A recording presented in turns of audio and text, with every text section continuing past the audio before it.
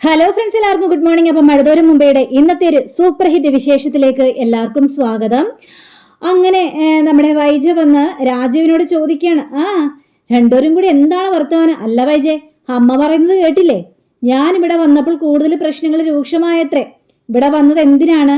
നീ പ്രശ്നങ്ങൾ കൂടുതൽ ഉണ്ടാക്കാൻ വേണ്ടിയാണോ? നിന്നെ കൊണ്ട് എന്തെങ്കിലും ചെയ്യാനായിട്ട് പറ്റിയോ എന്നൊക്കെയാണ് അമ്മ ചോദിക്കുന്നത്. കേട്ടഞ്ഞപ്പോഴേക്കും ഇനി അവളെങ്ങാനും ഇങ്ങോട്ട് തിരിച്ചു വരുമോ രാജീവേട്ട എന്നൊക്കെ ചോദിക്കുമ്പോൾ മുത്തശ്ശിയാണെങ്കിൽ തിരിച്ചു വന്നാൽ നീ എന്ത് ചെയ്യും?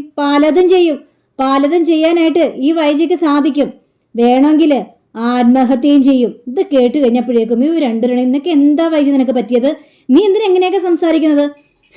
അങ്ങനെ നീ ആത്മഹത്യ ചെയ്യേണ്ട കാര്യമൊന്നുമില്ല. ഞങ്ങളൊക്കെ എന്താ കൈയും കെട്ടി നോക്കി നിൽക്കുന്നതാണ് നിന്റെ വിചാരം എന്നും പറഞ്ഞുകൊണ്ട് വൈജയെ വഴക്ക് പറയാം. ഏതായാലും അമ്മേ, ഞാൻ ഏതായാലും സിംഗപ്പൂരിലേക്ക് പോവുകയാണ്, എന്തെങ്കിലും ആവശ്യമുണ്ടെങ്കിൽ എന്നെ വിളിച്ചാൽ മതി എന്ന് നമ്മുടെ രാജീവൻ പറഞ്ഞ് അമ്മയ്ക്ക് നെറ്റിയിൽ ഒരു ഉമ്മയൊക്കെ കൊടുത്തിട്ട് അവിടുന്ന് സ്ഥലം വിടുകയാണ്. പിന്നീട് കാണിക്കുന്ന നമ്മുടെ രേവതിക്കുട്ടിയാണ്. അപ്പൊ രേവതിക്കുട്ടിയാണെങ്കിൽ ഗ്രേസമ്മനെയും മാമച്ചായനെ വിളിക്കുകയാണ്. ഇത് എന്താണ് ആൻറ്റി ഇങ്ങനെ ഇറങ്ങി മാന്നേ? നിങ്ങൾ എത്ര നേരമായി? നമ്മൾ കല്യാണത്തിനല്ല പോകുന്നത്. അത് ആലോചിക്കണം. ഇങ്ങനെ ഒരുങ്ങിയതൊക്കെ മതിയെന്നേ. ചുമ്മാ ഒരു സാരി എടുത്തിട്ട് പെട്ടെന്ന് അങ്ങോട്ട് ഇറങ്ങി വന്നണ്ടേ എന്ന് രേവതിക്കുട്ടി ഇങ്ങനെ പറഞ്ഞപ്പോൾ വന്ന് രേവതിക്കുട്ടി എന്നവിടെ സംസാരിക്കുകയാണ്.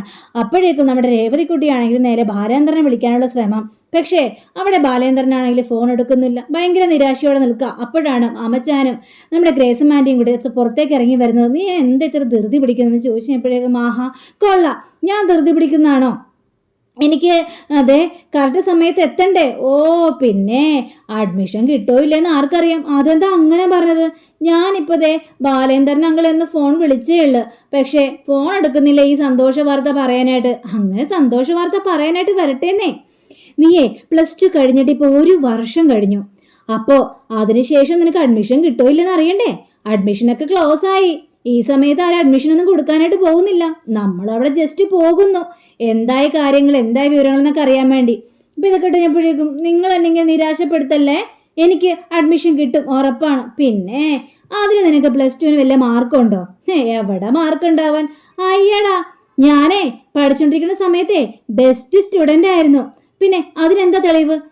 ഇത് തന്നെയാണ് അതിന്റെ തെളിവ്. ഇതിൽ മുഴുവനും സർട്ടിഫിക്കറ്റാ.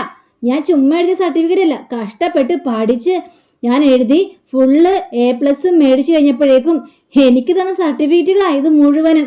അല്ല ഗ്രേസമാൻ്റിയെ എന്നെ അനാഥാലയത്തിൽ നിന്ന് കൂട്ടിക്കൊണ്ടുവരാൻ വേണ്ടി വന്നപ്പോഴേ അവളുടെ സർട്ടിഫിക്കറ്റ് ഒക്കെ എന്നെ കാണട്ടെ എന്നും പറഞ്ഞുകൊണ്ട് ഇതെല്ലാം എടുത്ത് നോക്കുന്നുണ്ടായിരുന്നല്ലോ. എന്താ അതൊക്കെ മറന്നു പോയോ? അങ്ങനെ മറക്കാൻ പാടില്ലല്ലോ. അന്ന് എന്തൊരു ഗമയായിരുന്നു. വലിയ ഗമ കളിച്ച് നിന്നല്ലേ. ഇപ്പൊ എല്ലാം മറന്നുപോയ മട്ടിലാണ്. അങ്ങനെ മറക്കേണ്ട ആവശ്യമില്ല.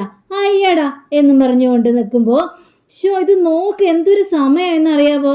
അവിടെ എത്താനായിട്ട് വൈകും, നിങ്ങൾ ഇങ്ങോട്ട് വന്നണ്ടേ എന്നും പറഞ്ഞുകൊണ്ട് ഇവർ രണ്ടുപേരെയും വലിച്ചഴിച്ചുകൊണ്ട് പോവുകയാണ് നമ്മുടെ രേവതിക്കുട്ടി. അങ്ങനെ രേവതിക്കുട്ടി ആ ഒരു കോളേജിൽ എത്തുകയാണ്. മാമച്ചാനും ഗ്രേസുമായും നേരെ പ്രിൻസിപ്പാളിൻ്റെ റൂമിലേക്ക് കയറി ചെല്ലുകയാണ്. ഇവരെ കണ്ടുകഴിഞ്ഞപ്പോഴേക്കും പ്രിൻസിപ്പൾ അവിടെ നിന്ന് ചാടി എണീക്കുകയാണ്. ഞാൻ മാമച്ചായ എന്ന് പറയണം. മിലിറ്ററിയിലുണ്ടായിരുന്നല്ലേ എന്ന് പറഞ്ഞുകൊണ്ടുള്ള കൂടുതൽ ഡീറ്റെയിൽസ് എല്ലാം പറയുക. നിങ്ങൾ ഇരിക്കൂ എന്ന് പറയാം. കുട്ടി എന്താ നോക്കി നിൽക്കുന്നത്? എന്നിരിക്കുമോ?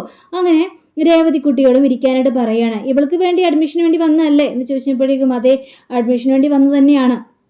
കുട്ടി സർട്ടിഫിക്കറ്റും മാർക്ക് ലിസ്റ്റൊക്കെ കൊണ്ടുവന്നിട്ടുണ്ടോ? കൊണ്ടുവന്നിട്ടുണ്ട് മാഡം എന്ന് പറഞ്ഞ് ആ ഒരു മാർക്ക് ലിസ്റ്റൊക്കെ എടുത്ത് കൊടുക്കുകയാണ്. അതെല്ലാം എടുത്ത് ഇങ്ങനെ നോക്കുകയാണ്. നോക്കി കഴിഞ്ഞപ്പോഴേക്കും മാഡം എന്തെങ്കിലും പ്രശ്നമുണ്ടോ എന്ന് ചോദിച്ചു കഴിഞ്ഞിട്ടുണ്ടെങ്കിൽ ഇപ്പോൾ അഡ്മിഷൻ കൊടുക്കേണ്ട ടൈം അല്ല. പിന്നെ അത് മാത്രമല്ല, കഴിഞ്ഞ വീക്കിൽ സെമസ്റ്റർ 2 തുടങ്ങിയും കഴിഞ്ഞു. അപ്പോൾ പിന്നെ കൂടുതൽ പ്രശ്നങ്ങൾ നേരിടേണ്ടി വരും. ഇതൊക്കെ കേട്ടുകഴിഞ്ഞപ്പോഴേക്കും അയ്യോ മാഡം നിങ്ങൾ കൈയൊഴിയാണോ? എന്തിപ്പോൾ ചെയ്യാനായിട്ടാണ് എന്ന് ചോദിച്ചപ്പോഴേക്കും മാർക്ക് ലിസ്റ്റും ആ കാര്യങ്ങളും ഇതൊക്കെ നോക്കുമ്പോൾ ഓക്കെയാണ്. പിന്നെ എൻ്റെ ഒരു കെയർ ഓഫിൽ നിങ്ങൾക്ക് അഡ്മിഷൻ തരാം. അതുമാത്രമല്ല പിന്നെ 2 സെമസ്റ്ററും കൂടി കൺട്രോൾ ചെയ്ത് പോകണം. കുറച്ച് പാടായിരിക്കും. രേവതിക്കുട്ടിയോട് കാര്യങ്ങൾ പറഞ്ഞു കൊടുക്കുകയാണ്. അപ്പോൾ ഇത് കേട്ടുകഴിയുമ്പോഴേക്കും മാഡം അതൊന്നും കുഴപ്പമില്ല, അതെല്ലാം ഞാൻ നോക്കിക്കോളാം മാഡം. പിന്നെ ഇതിൽ ഗാർഡിയൻ ആയിട്ട് എഴുതിയിരിക്കുന്നത് ബ്രജിത എന്നാണല്ലോ എഴുതിയിരിക്കുന്നത്. ഇത് കേട്ടുകഴിഞ്ഞപ്പോഴേക്കും രേവതിക്കുട്ടിക്ക് ഭയങ്കര സങ്കടം തോന്നുക. അപ്പോൾ ഗ്രേസ്മ പറയാണ്, അവർ മരിച്ചുപോയി. ഇപ്പോൾ ഇവളുടെ എല്ലാ കാര്യങ്ങളും നോക്കുന്നത് ഞങ്ങളാണ് ഇപ്പോഴത്തെ അവളുടെ ഗാർഡിയൻ എന്ന് പറയുകയാണ്. അതുകൊണ്ടൊന്നും കുഴപ്പമില്ല, നിങ്ങൾക്ക് വേണ്ടിയുള്ള അഡ്മിഷനൊക്കെ തരാം, എല്ലാം റെഡി ആയിക്കോളും എന്നും പറഞ്ഞുകൊണ്ട് ഇവർ സന്തോഷത്തോടെ പറഞ്ഞു വിടുകയാണ്. പിന്നീട് കാണിക്കുന്നത് നമ്മുടെ അലീനയും കൂട്ടിക്കൊണ്ട് ഈ ബാലേന്ദ്രൻ നേരെ വീട്ടിലേക്ക് വരിക. ഇപ്പൊ നമ്മുടെ ബബിത ആരെയോ ഫോൺ ചെയ്തോണ്ടിരിക്കുകയായിരുന്നു. ഇവളെപ്പോഴും കാമുകനെ വിളിച്ചോണ്ടിരിക്കുകയാണല്ലോ ഇവളുടെ ജോലി. അപ്പോൾ പെട്ടെന്ന് നോക്കുമ്പോൾ അച്ഛൻ്റെ കാറ് വരികയാണ്. ഇത് കണ്ട് ബബിത ചാടി അവിടെ നിന്ന് എണീക്കുക. അവിടെ നിന്ന് എണീറ്റ് ഇങ്ങനെ നോക്കി നിൽക്കുക. അപ്പോൾ നമ്മുടെ ഹലീന ആ കാറിൽ നിന്ന് ഇറങ്ങുക. കാറിൽ നിന്ന് ഇറങ്ങിക്കഴിഞ്ഞപ്പോഴേക്കും ബബിത ഞെട്ടിപ്പോയി. ബബിത നേരെ ഓടി അങ്ങോട്ട് ഈ നമ്മുടെ വൈജയുടെ മുന്നിലേക്ക് ഓടി ചെല്ലുകയാണ്. അമ്മേ, ദേ അച്ഛൻ വന്നു അമ്മേ. ഇത് കേട്ട് കഴിഞ്ഞപ്പോഴേക്കും വൈജയ്ക്ക് ഭയങ്കര സന്തോഷം തോന്നി. അമ്മേ, അച്ഛൻ മാത്രമല്ല അവളും ഉണ്ട്, അലീന എന്ന് പറയാണ്. അവളെയും കൂട്ടിക്കൊണ്ടാണോ വന്നത് എന്ന് പറഞ്ഞുകൊണ്ട് ഭയങ്കര അരിശത്തോടു കൂടി തന്നെ അവിടുന്ന് പോകാനായിട്ട് ശ്രമിക്കണം. അമ്മ നിൽക്കമ്മേ, അമ്മ എന്ത് പറയാനായിട്ട് പോവാണ്? അവളെ ഈ പടി കയറ്റാനായിട്ട് ഞാൻ സമ്മതിക്കില്ല. അവളെ അടിച്ച് ഞാൻ പുറത്താക്കും. അതിനു വേണ്ടി തന്നെയാണ് ഞാൻ പോകുന്നത്. അമ്മ വേണ്ട അമ്മേ, അമ്മ ഇപ്പം ചെയ്യാൻ പോകുന്നത് വളരെ മണ്ടത്തരമായ കാര്യമാണ്. ഇപ്പം അങ്ങോട്ട് ചെന്ന് കഴിഞ്ഞിട്ടുണ്ടെങ്കിൽ ഉറപ്പായിട്ടും അച്ഛൻ അടങ്ങിയിരിക്കില്ല എന്ന് വിചാരിച്ച് എന്ത് സംഭവിച്ചാലും കൊള്ളാം, ഞാൻ അവളെ ഈ വീട്ടിൽ കയറാൻ സമ്മതിക്കില്ല. വേണ്ട അമ്മേ, അമ്മ അങ്ങനെ ചെയ്തു കഴിഞ്ഞാൽ അച്ഛൻ്റെ കയ്യിൽ നിന്ന് അമ്മയ്ക്ക് അടി കിട്ടും. അവളുടെ മുന്നിൽ അമ്മയ്ക്ക് അടി കിട്ടിക്കഴിഞ്ഞാൽ അത് വലിയൊരു നാണക്കേടായിട്ട് മാറും.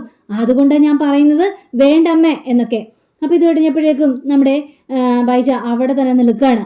അങ്ങനെ അലീനയും അതേപോലെ തന്നെ ഈ കൃഷ്ണമോളും കൂടി ഡ്രസ്സൊക്കെ എടുക്കുക. അതെ, ഈ നീ ഇപ്പോൾ എൻ്റെ ഈ ഡ്രസ്സ് ഇട്ടത് കണ്ടു കഴിഞ്ഞിട്ടുണ്ടെങ്കിൽ ആകെ പ്രശ്നമാകെ. അതിനെന്താ, എന്തെങ്കിലും പറയട്ടെ, എനിക്കൊരു കുഴപ്പമൊന്നുമില്ല. പിന്നെ ഈ ഡ്രസ്സ് ഞാൻ തിരികെ തരൂല കേട്ടോ. ശരി ശരി, നീ എടുത്തോ എന്നൊക്കെ നമ്മുടെ അലീന പറയുക. അങ്ങനെ ഒരു പെട്ടി സാധനങ്ങൾ എടുക്കുകയാണ്. അങ്ങനെ ബാലേന്ദ്രൻ നേരെ അവരുടെ അടുത്തേക്ക് ചെല്ലുക. അപ്പോൾ ഈ വാതിക്കലോട്ട് ചെന്ന് കഴിഞ്ഞപ്പോഴേക്കും ഈ കൃഷ്ണമോളും വരികയാണ്. അപ്പോൾ ഇവർ രണ്ടുപേരെ മാത്രമാണ് നമ്മുടെ വൈജ അവിടെ കാണുന്നത്. അലീന വന്നില്ലേ എന്നൊക്കെ നോക്കി ഇങ്ങനെ നിൽക്കുക. അപ്പോൾ ദാ വരുന്നു അലീനയും പെട്ടിയും ബാഗൊക്കെ തൂക്കിയിട്ട് വരിക. ഇത് കണ്ടു കഴിഞ്ഞപ്പോഴേക്കും വൈജയ്ക്ക് കലി സഹിക്കാൻ പറ്റാത്തൊരവസ്ഥയിൽ ഇങ്ങനെ നിൽക്കുകയാണ്. ഇവളിപ്പോൾ തന്നെ അടിച്ചെടുക്കണം എന്നൊരു കലിയോടെ കൂടി തന്നെയാണ് നിൽക്കുന്നത്. പക്ഷേ ഒന്നും ചെയ്യാൻ പറ്റാത്തൊരവസ്ഥ. അപ്പോൾ ഈ ബാലേന്ദ്രൻ നേരെ നമ്മുടെ അലീനയോട് അകത്തേക്ക് കയറി വരാനായിട്ട് പറയുകയാണ്. അപ്പോൾ ബാലേന്ദ്രൻ നേരെ വൈജയുടെ അടുത്തേക്ക് ചെന്നിട്ട്, അതെ അലീന ഇനി ഇവിടെ ഉണ്ടാകും. ആഹാ, അലീന ഇവിടെ ഉണ്ടാകുന്നോ? അങ്ങനെയാണെങ്കിൽ അതൊന്ന് കാണണമല്ലോ. എന്ത് കാണാനായിട്ട്? നിനക്കൊരു ഉന്തം ചെയ്യാനായിട്ട് പറ്റില്ല. അലീന ഇവിടെ നിന്ന് ഇറക്കി വിടാനായിട്ട് ആർക്കും യാതൊരു അവകാശവും ഇല്ല എന്ന് പറയാം. ഇത് കേട്ട വൈജിയാണെങ്കിൽ ഒന്നെങ്കിൽ അലീന ഇവിടെ, അല്ലെങ്കിൽ ഞാനിവിടെ. രണ്ടിലൊരാൾ മതി ഇവിടെ. ഇവളെ ഇവിടെ നിർത്തണോ വേണ്ടേന്ന് എൻ്റെ വീട്ടുകാരോടും കൂടി ഒന്ന് ചോദിച്ചു നോക്കട്ടെ. ഞാൻ ആരും പോലും ഇല്ലാത്തവളല്ല, എനിക്കുണ്ട് ആൾക്കാർ. നീ ആരോട് വേണമെങ്കിലും ചോദിക്കു വൈജേ. പക്ഷേ എൻ്റെ തീരുമാനങ്ങൾ മാത്രമേ ഈ വീട്ടിൽ നടക്കത്തുള്ളൂ. അങ്ങനെയല്ലാത്തവർക്ക് പുറത്തു പോകാം എന്ന് ബാലേന്ദ്രന്റെ കടുത്ത തീരുമാനം. അങ്ങനെ നമ്മുടെ ആലീനയെയും കൂട്ടിക്കൊണ്ട് നേരെ ബാലേന്ദ്രൻ മുത്തശ്ശിയുടെ റൂമിലേക്ക് ചെല്ലുക. മുത്തശ്ശിയാണെങ്കിൽ ആകാംക്ഷയോടെ നോക്കി നിൽക്കുക. അപ്പോൾ ബാലേന്ദ്രനെ കണ്ടു കഴിഞ്ഞപ്പോഴേക്കും മുത്തശ്ശിക്ക് ഭയങ്കര സന്തോഷം. കൂടെ അലീനയെയും കാണുകയാണ്. അലീനയെ കണ്ടു കഴിഞ്ഞപ്പോഴേക്കും ഇവള് വന്നോ എന്ന് ചോദിക്കുകയാണ്. എന്താ ഇങ്ങനെ നോക്കുന്നത്? പോയ അലീന തന്നെയാണ് തിരിച്ചു വന്നിരിക്കുന്നത്. എന്താ ബാലേന്ദ്രൻ ഇങ്ങനെയൊക്കെ പറയുന്നത്? എനിക്കെന്താ വല്ല കണ്ണിന് പൊട്ടുണ്ടോ? എനിക്ക് മനസ്സിലായി അലീന തന്നെയാണെന്ന്. അല്ല, നിങ്ങളുടെയൊക്കെ ചില നോട്ടങ്ങളും പറച്ചിലൊക്കെ കാണുമ്പോൾ അങ്ങനെയാണ് എനിക്ക് തോന്നുന്നത്. എല്ലാവരും കൂടി ചേർന്നുകൊണ്ട് ഈ പാവത്തിനെ ഇവിടെ നിന്ന് അടിച്ചിറക്കിയതല്ലേ എൻ്റെ ബാലേന്ദ്ര. ഞാനിതൊന്നും അറിഞ്ഞതല്ല. ഞാനേ ഇവിടെ തന്നെ കിടക്കുകയായിരുന്നു. അല്ലാണ്ട് ഞാനൊന്നും ആരെയും അടിച്ചിറക്കിയിട്ടില്ല. അമ്മ കൂടുതൽ ഡയലോഗ് അടിക്കാൻ നിൽക്കണ്ട. എല്ലാവരും കൂടെ ഒത്താശ ചെയ്തിട്ടല്ലേ ഇവിടെ ഒന്ന് പറഞ്ഞു വിടാനുള്ള കാരണം എന്നൊക്കെ പറഞ്ഞപ്പോൾ മുത്തശ്ശി വായ അടക്കി നോക്കി നിൽക്കുകയാണ്. പക്ഷേ അതൊന്നും ഇവിടെ നടക്കാൻ പോകുന്നില്ല. അമ്മയുടെ മകളോട് പറഞ്ഞേര് അടങ്ങി നിൽക്കാനായിട്ട്. ഇതേ എൻ്റെ വീടാണ്, അല്ലാതെ നിങ്ങളുടെ വീടല്ല. അതെനിക്ക് അറിയാം ബാലേന്ദ്ര. എങ്ങനെ അറിയാന്ന്? ചിലരുടെ പ്രവൃത്തിയും വർത്തമാനമൊക്കെ കേൾക്കുമ്പോൾ എനിക്ക് അങ്ങനെയല്ല തോന്നുന്നത്. ഇത് അവരുടെ കുത്തകയായിട്ടാണ് അവര് കരുതിയിരിക്കുന്നത് എന്നൊക്കെ ഇവിടെ സംസാരിക്കുകയാണ്. എൻ്റെ ബാലേന്ദ്ര, നീ എന്തിനാണ് എന്നോട് ഇങ്ങനെയൊക്കെ സംസാരിക്കുന്നത്?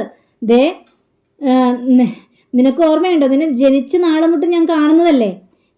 ഞങ്ങളുടെ വീടിൻ്റെ അടുക്കളപ്പുറത്ത് വെച്ച് നിനക്ക് എന്തോരം ഭക്ഷണം ഞങ്ങൾ തന്നിട്ടുണ്ട്. ഇത് കഴിഞ്ഞപ്പോഴേക്കും ഞാനൊന്നും മറന്നിട്ടില്ല. എൻ്റെ വായിലും വാരിയും വെച്ച് തന്നിട്ടുണ്ട്, ആടിച്ചു തന്നിട്ടുണ്ട്, കുത്തിക്കേട്ടി തന്നിട്ടുമുണ്ട്. അതൊന്നും കൂടുതൽ നിങ്ങൾ എന്നെ കൊണ്ട് പറയിപ്പിക്കാൻ നിൽക്കരുത് എന്നൊക്കെ മുത്തശ്ശിയുടെ മുഖത്ത് നോക്കി തന്നെ ബാലേന്ദ്രൻ പറയുക. അപ്പൊ ബാലേന്ദ്രന്റെ ആ വാക്കുകൾ കേട്ട് കഴിഞ്ഞപ്പോഴേക്കും മുത്തശ്ശിക്കും എന്ത് ചെയ്യണമെന്ന് അറിയാൻ പറ്റാത്തൊരവസ്ഥ. ദേ, നിങ്ങൾ നിങ്ങളുടെ ആ മകന്റെ വീട്ടിൽ പോയി കിടന്ന് മരുമകളുടെ കുത്തുവാക്കും കേട്ട് വല്ലാത്തൊരവസ്ഥയിൽ കിടന്ന നിങ്ങളെ ഞാനാ വൈജിയോട് പറഞ്ഞത് ഇങ്ങോട്ട് കൊണ്ടുവരാനായിട്ട്. നിങ്ങൾക്ക് ഏതെങ്കിലും കുറവ് ഞാൻ വരുത്തിയിട്ടുണ്ടോ? മരുന്ന് ഇല്ലേ? എല്ലാ കാര്യങ്ങളും നിങ്ങൾക്ക് ചെയ്തു തരുന്നില്ലേ? ചെയ്തു തരുന്നുണ്ട് ബാലേന്ദ്ര, അതൊന്നും ഇല്ലാന്ന് പറഞ്ഞില്ലല്ലോ. പിന്നെ എന്തിനാണ് ഞാനൊരു തീരുമാനം എടുക്കുമ്പോൾ നിങ്ങൾ അതിനെല്ലാം ഉടക്ക് വെക്കുന്നത്?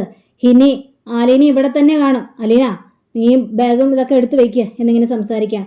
അങ്ങനെയും പറഞ്ഞുകൊണ്ട് നമ്മുടെ ബാലേന്ദ്രൻ പോകുന്ന സമയത്ത്, അതെ, പിന്നെ വേറൊരു കാര്യവും കൂടി അമ്മയോട് എനിക്ക് പറയാനുണ്ട്. ഇവിടുത്തെ വേലക്കാരിയും അല്ല, ഹോം നേഴ്സും അല്ല, ഒന്നുമല്ല. ഇവളെ ഇന്നു മുതൽ ബാലചന്ദ്രന്റെ മകളാണ്. ഇവളെ ഞാൻ അങ്ങോട്ട് ദത്തെടുത്തു എന്നും പറഞ്ഞുകൊണ്ട് ബാലചന്ദ്രൻ ഇറങ്ങിപ്പോയപ്പോൾ മുത്തശ്ശിയാകെ ഞെട്ടി നിൽക്കുക. അലീനയ്ക്കാണെങ്കിൽ ഭയങ്കര സന്തോഷം തോന്നുകയാണ്. മുത്തശ്ശിക്കും അത് കേട്ട് കഴിഞ്ഞപ്പോഴേക്കും കുറച്ച് സന്തോഷമൊക്കെ തോന്നി. പക്ഷേ എന്തായാലും എവിടെ എന്തൊരു മിസ്റ്റേക്ക് പോലെയാണ് നമ്മുടെ മുത്തശ്ശിക്ക് തോന്നിയത്. അങ്ങനെ കൃഷ്ണമോള് നേരെ വൈദ്യരുടെ അടുത്ത് എന്ന് പറയാ, അമ്മേ വേണ്ടമ്മേ, അച്ഛനോട് മത്സരിക്കാൻ പോകരുത്. ഇപ്പൊ തന്നെ അമ്മ തോറ്റ് തുന്നം പാടിയിരിക്കുക.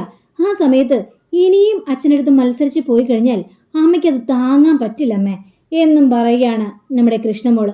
അപ്പോൾ ദാ വരുന്നു രോഹിത് ഇറങ്ങി വരിക. അങ്ങനെ ബാലേന്ദ്രൻ വീണ്ടും അവരുടെ അടുത്തേക്ക് വന്നിട്ട് നമ്മുടെ ബബിതയെ വിളിക്കുകയാണ്. ബബിതേ, ഇങ്ങോട്ട് വന്നേ ബബിതേ എന്ന് പറയുക. ഇങ്ങനെ ബബിത പേടിച്ച് പറിച്ച് നേരെ അച്ഛൻ്റെ മുന്നിൽ ചെന്ന് നിൽക്കുക. രോഹിത് ആണെങ്കിൽ അവിടുന്ന് പോകാനുള്ള ശ്രമം. നീ എന്തിനാ എവിടെ പോകുന്നു? നീ ഇങ്ങോട്ട് ഇറങ്ങി വാ. 2 സ്റ്റെപ്പ് താഴെ വന്ന് നിൽക്കാനാ പറഞ്ഞത്. ഇങ്ങനെ രോഹിത്തും അതേപോലെ തന്നെ. അപ്പൊ ബബിതയോട് നമ്മുടെ ബാലചന്ദ്രൻ ചോദിക്കുകയാണ്, നിങ്ങളുടെ സ്കൂൾ ഫീസും മെഡിക്കൽ ഇതും എല്ലാം ചെയ്യുന്നത് ആരാണ്? അച്ഛനാണ്. പിന്നെ ഈ വീട്ടു ചിലവുകളെല്ലാം നോക്കുന്നത് ആരാണ്? അച്ഛനാണ്. ഇവിടുത്തെ ഗൃഹനാഥൻ ആരാണ്? അച്ഛനാണ്. ആണല്ലേ? അമ്മ നിങ്ങൾക്ക് വേണ്ടി ഒന്നും ചെയ്യുന്നില്ലല്ലോ. പക്ഷേ അച്ഛനെ മറച്ചു വെച്ച് നിങ്ങൾ ഇവിടെ ഓരോരോ കാര്യങ്ങളും ചെയ്യുന്നു. അത് ശരിയാണോ എന്ന് ചോദിച്ചു കഴിഞ്ഞപ്പോഴേക്കും ബബിത പറയാ, അങ്ങനെ ഞങ്ങൾ അച്ഛനെ മറച്ചു വെച്ച് ഒന്നും ചെയ്തില്ല അച്ഛാ. ചെയ്തില്ല. ഇവിടെ അലീന എന്ന് പറഞ്ഞ പെൺകുട്ടിയെ നിങ്ങൾ ഇവിടെ എല്ലാവരും കൂടി വലിച്ചഴച്ചുകൊണ്ട് പോയി. ആ സമയത്ത് അച്ഛൻ ഇവിടെ ഉണ്ടായിരുന്നു. നിങ്ങൾക്ക് ആർക്കെങ്കിലും എന്തെങ്കിലും പറയാനായിട്ട് തോന്നിയോ? ഇല്ല.